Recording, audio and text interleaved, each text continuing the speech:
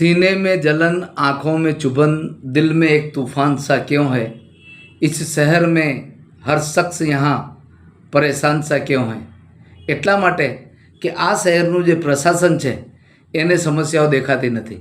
આ શહેરના પ્રશાસનના અધિકારીઓ, પદાધિકારીઓ, સામાન્ય કર્મચારીઓ રોજ એ જ રોડ રસ્તા ઉપરથી પસાર થાય છે, છતાં પણ એમને આ પ્રકારની સમસ્યાઓ દેખાતી નથી।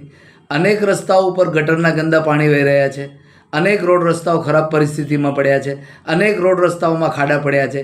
એવું નથી કે એમને જાણ નથી, એ લોકો ત્યાં નથી ગયા, એમને રજૂઆતો પણ કરવામાં આવેલી છે, ત્યાં સુધી કે જિલ્લા કલેક્ટર સુધીમાં આ બાબતે પત્ર લખવામાં આવ્યો છે। પરંતુ નગરપાલિકા પ્રશાસન કે જિલ્લા કલેક્ટરના તાબાની નગરપાલિકા કે અત્યારે પ્રાંત અધિકારીના તાબાની નગરપાલિકા એ માત્ર ને માત્ર કોન્ટ્રાક્ટરોના તાબામાં થઈ ગઈ હોય તેવી પરિસ્થિતિનું નિર્માણ થયું છે।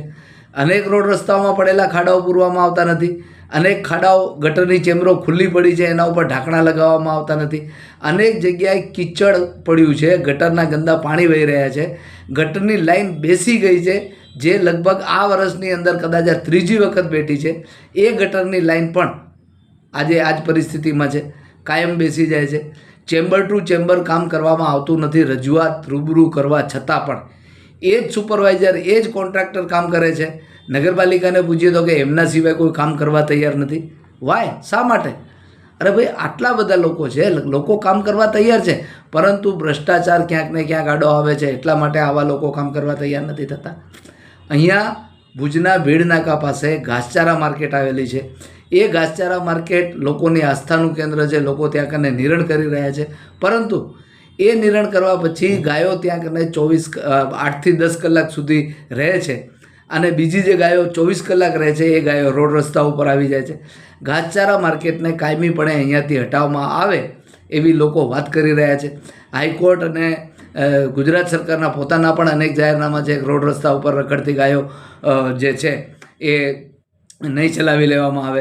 નગરપાલિકા પ્રશાસન ક્યારેક કોઈ એક ગાય પકડી અને જ્યારે ગાય ધારક છોડાવવા જાય માલિક, તો એને એમ કહે છે કે સરકારનું જાહેરનામું છે, કડક આદેશ છે, આ બાબતે કંઈ જ કરવામાં નહીં આવે।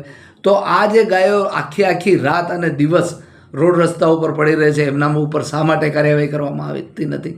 આજે ગાયો 4-4, 6-6 ઇંચ, ફૂટ જેટલા કાદવ કીચડમાં સડી રહી છે, ગટરનું ગંદુ પાણી ત્યાં કને પડ્યું છે।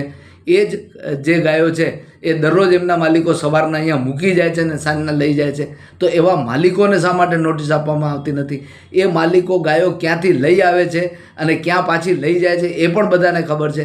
શા માટે આવા બાબતો ઉપર કડક કાર્યવાહી કરવામાં નથી આવતી?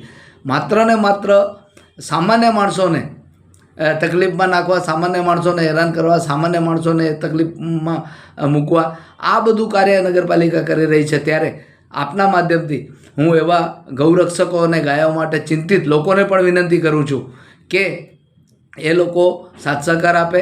આ ગાયો જેમના પગોની અંદર ઇન્ફેક્શન થઈ રહ્યું છે, મેં આ મુહિમ ઉપાડી છે। આ ઘાસચારા માર્કેટ તાત્કાલિક અસરથી રેલવે સ્ટેશન રોડની પાછળ આવેલા પાંજરાપોળમાં શિફ્ટ થાય, એના માટેના પ્રયત્નોમાં સાથ સહકાર આપે।